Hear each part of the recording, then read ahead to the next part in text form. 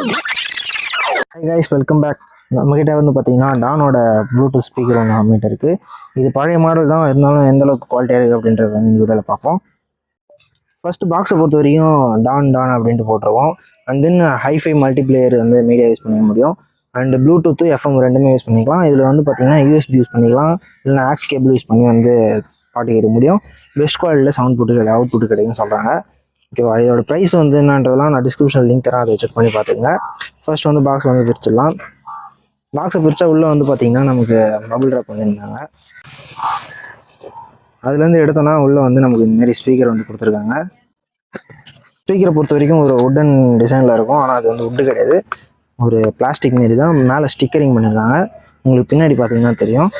And பார்க்குறதுக்கு look wise எல்லாமே வந்து பக்காவாக இருக்குது. அண்ட் கீழே வந்து பார்த்திங்கன்னா 4 குஷன் இருக்குது, ஸோ கீழே வச்சு யூஸ் பண்ணுறதுக்கு ஸோ பக்காவாக இருக்குது.